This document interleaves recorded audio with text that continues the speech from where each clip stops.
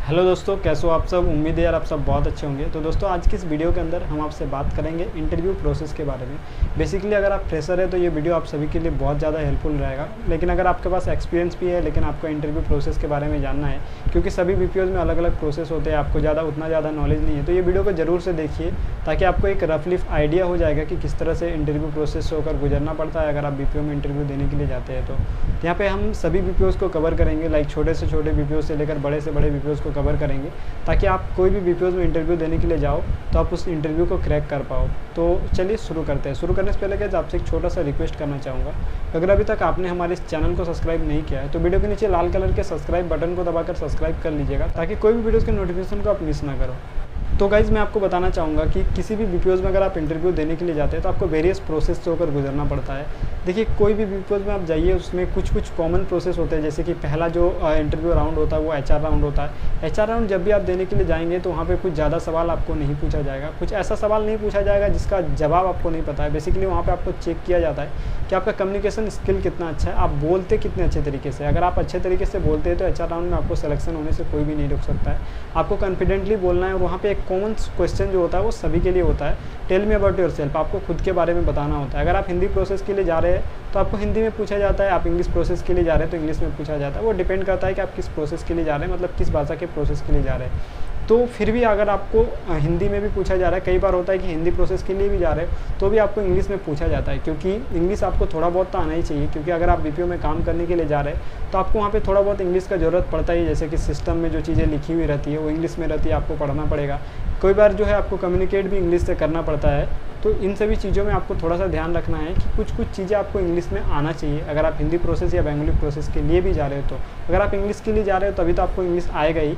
तो ये tell me about yourself आपको तो पूरे अच्छे तरीके से आना चाहिए। इसके अलावा जो है आपको एचआर राउंड में कुछ खास नहीं पूछा जाता है, आपको शिफ्ट टाइमिंग से रिलेटेड पूछा जाता है कि आप शिफ्ट टाइमिंग में कंफर्टेबल हो या नहीं हो, आप नाइट शिफ्ट कर सकते हो या नहीं कर सकते हो। बेसिकली इन सभी चीज़ों में आपको हाँ करना है। अगर आप ना करते तो आपका सिलेक्शन नहीं होगा, सीधा सिंपल बात है। आप अगर हिचकते हो वहाँ पे कि हम पूछ के देखेंगे, गार्जियन को पूछ कर देखेंगे या फिर कुछ भी, तो वहाँ पे आपका सिलेक्शन नहीं होगा, पहला राउंड से ही आपको छाट दिया जाएगा।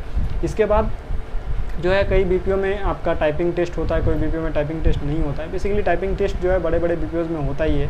आपका टाइपिंग स्पीड कम से कम तो 20 से ऊपर होना चाहिए। टाइपिंग स्पीड के बाद आपका जो है और एक चीज़ का टेस्ट होता है, एप्टीट्यूड टेस्ट और इंग्लिश टेस्ट। ये टेस्ट भी बहुत सारे बीपीओ में होता है, बहुत सारे बीपीओ में नहीं होता है, लेकिन आप मान के चलिए कि आपका होगा। अगर आप तैयारी करके ये सब जाते हैं तो फिर आप जो है आपका सिलेक्शन होने से कोई नहीं रोक सकता है। तो आपको इंग्लिश जो टेस्ट होगा उसमें आपको बेसिक इंग्लिश ग्रामर चेक किया जाएगा। आपका एप्टीट्यूड टेस्ट जो होगा वो एप्टीट्यूड, बेसिक एप्टीट्यूड जो आपको तो आना ही चाहिए। अगर आप 12th पास करके जा रहे हैं तो डेफिनेटली आपको आएगा।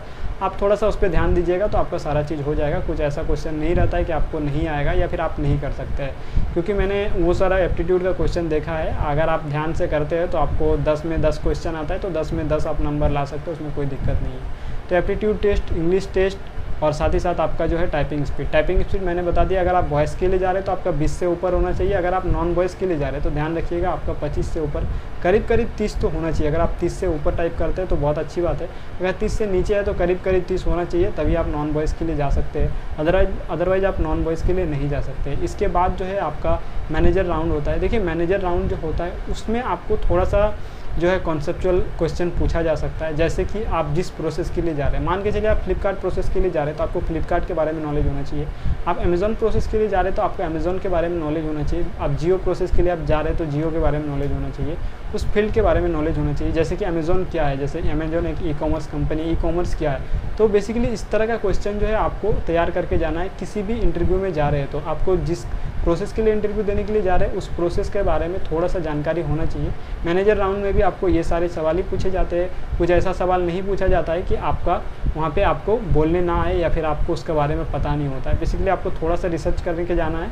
उसके बाद आपको आपके हॉबी के बारे में पूछा जा सकता है, जैसे कि आपको tell me about yourself के बारे में पूछा गया। आपने जो भी हॉबी बताया उस हॉबी के बारे में आपको अच्छे तरीके से आना चाहिए। साथ ही साथ आप जो भी जवाब देंगे वो कॉन्फिडेंटली जवाब देंगे। आपको जो भी पूछा जाएगा आप कॉन्फिडेंटली जवाब देंगे।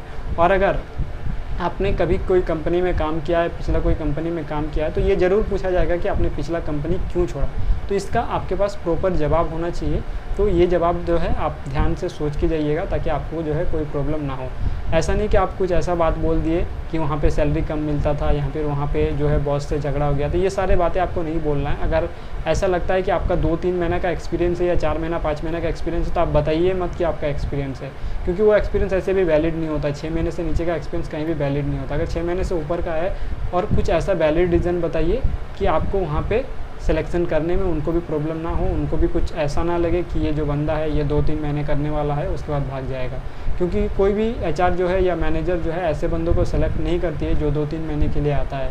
तो इन सभी चीज़ों का आपको ध्यान में रखना है। इसके अलावा बहुत सारे बीपीओ में इसके अलावा भी कुछ एडवांस लेवल के जो है इंटरव्यू होते हैं, जैसे कि आपको क्लाइंट से बात करना पड़ सकता है या फिर क्लाइंट इंटरव्यू लेते हैं। क्लाइंट इंटरव्यू में भी आपका कॉन्फिडेंस लेवल चेक किया जाता है, आप किस तरीके से बात करते हैं, आपका कम्युनिकेशन लेवल क्या है, आप आँख से आँख मिलाकर बात कर सकते हैं कि नहीं, आप कस्टमर से किस तरह से कम्युनिकेट कर सकते हैं। बेसिकली ये भी पूछा जाता है कई बार कि मान के चलिए मैं एक कस्टमर हूँ तो आप मुझसे कैसे बात करेंगे। तो इन सभी चीज़ों का आपको थोड़ा सा ध्यान में रखना है, और कुछ ऐसा सवाल आपको नहीं पूछा जाएगा कि आपको दिक्कत हो, आपका सिलेक्शन ना हो।